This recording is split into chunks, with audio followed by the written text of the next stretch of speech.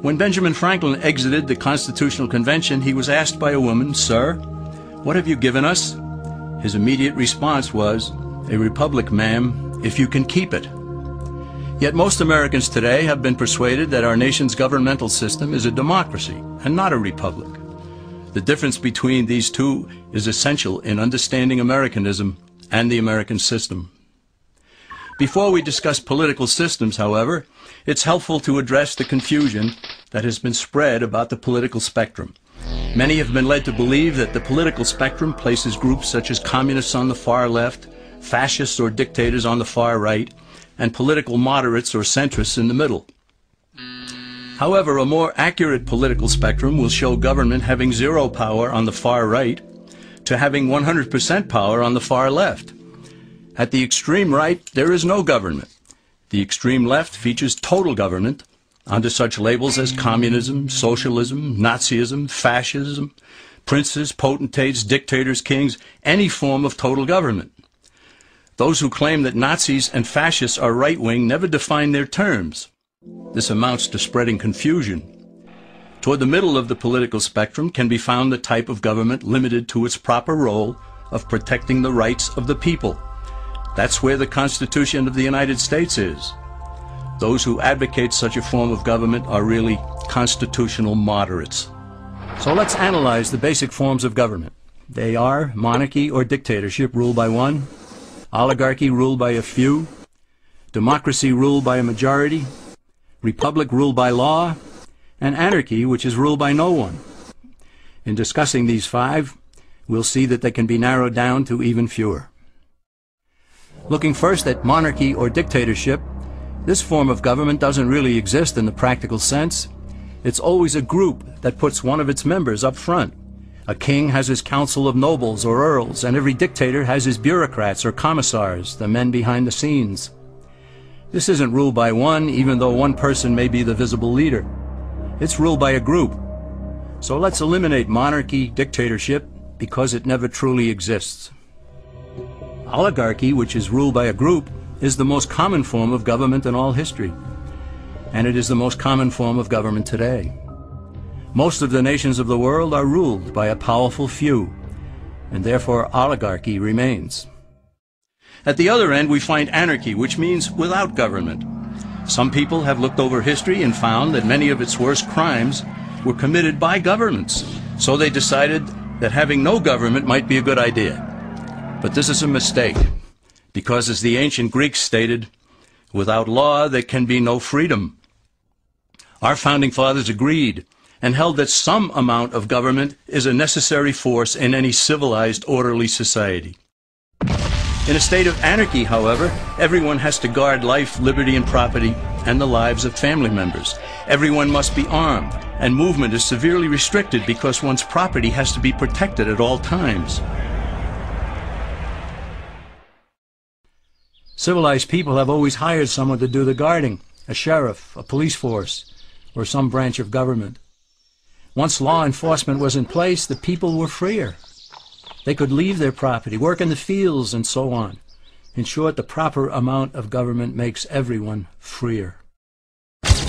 There are some who advocate anarchy, however, not because they want no government, but because they don't like what they have. They use anarchy as a tool for revolutionary change. The condition of anarchy is very much like a vacuum where something rushes in to fill it. These calculating anarchists work to break down the existing government with rioting, killing, looting, and terrorism. Tragically, the people living in such chaos often go to those best able to put an end to it and beg them to take over and restore order. And who is best able to put an end to the chaos? The very people who started it. The anarchists who created the problem then create a government run by them, an oligarchy, where they have total power. This is exactly what happened in Russia that led to Lenin taking total power, and in Germany where Hitler's brown shirts created the chaos that brought him to power. But anarchy isn't a stable form of government.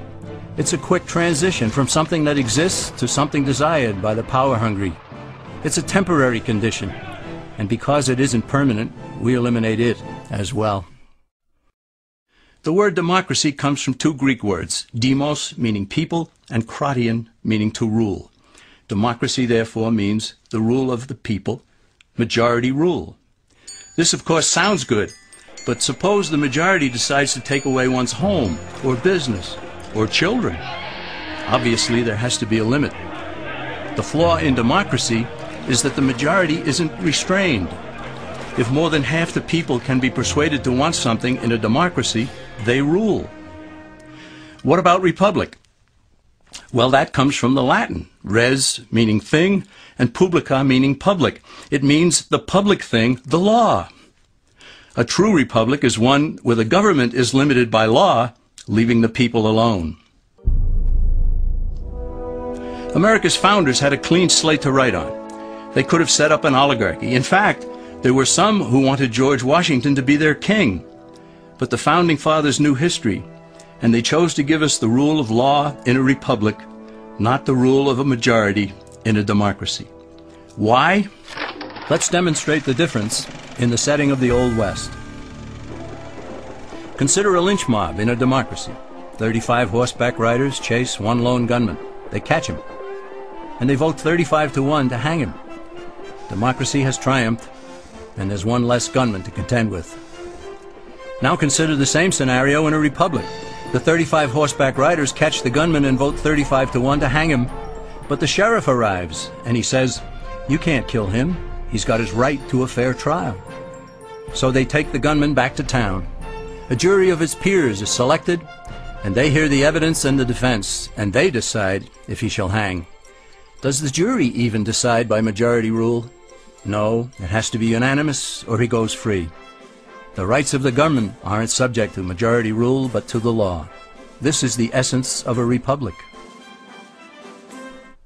Many Americans would be surprised to learn that the word democracy does not appear in the Declaration of Independence or the U.S. Constitution, nor does it appear in any of the constitutions of the 50 states. The founders did everything they could to keep us from having a democracy. James Madison, rightly known as the father of the Constitution, wrote in essay number 10 of the Federalist Papers, "Democracies have ever been spectacles of turbulence and contention, have ever been found incompatible with personal security or the rights of property, and have in general been as short in their lives as they have been violent in their deaths." Alexander Hamilton agreed, and he stated, "We are a republican government. Real liberty is never found in despotism or in the extremes of democracy." Samuel Adams, a signer of the Declaration of Independence, stated, "Democracy never lasts long. It soon wastes, exhausts, and murders itself." The founders had good reason to look upon democracy with contempt, because they knew that the democracies in the early Greek city-states produced some of the wildest excesses of government imaginable. In every case, they ended up with mob rule, then anarchy, and finally tyranny under an oligarchy. During that period in Greece, there was a man named Solon, who urged creation of a fixed body of law not subject to majority whims. But where the Greeks never adopted Solon's wise counsel, the Romans did. Based on what they knew of Solon's laws, they created the 12 tables of the Roman law, and in effect built a republic that limited government power and left the people alone. Since government was limited, the people were free to produce, with the understanding that they could keep the fruits of their labor. In time, Rome became wealthy and the envy of the world. In the midst of plenty, however, the Roman people forgot what freedom entailed. They forgot that the essence of freedom is the proper limitation of government. When government power grows, people freedom recedes. Once the Romans dropped their guard, power-seeking politicians began to exceed the powers granted them in the Roman Constitution. Some learned that they could elect politicians who would use government power to take property from some and give it to others. Agriculture subsidies were introduced, followed by housing and welfare programs. Inevitably, taxes rose and controls over the private sector were imposed. Soon, a number of Rome's producers could no longer make ends meet, and they went on the dole. Productivity declined, shortages developed, and mobs began roaming the streets, demanding bread and circuses from the government. Many were induced to trade freedom for security. Eventually, the whole system came crashing down. They went from a republic to a democracy, and ended up with an oligarchy under a progression of the Caesars.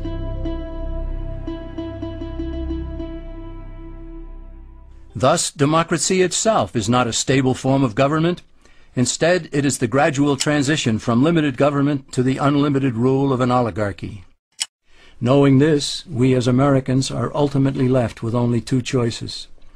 We can keep our republic, as Franklin put it, or we will inevitably end up with an oligarchy, a tyranny of the elite.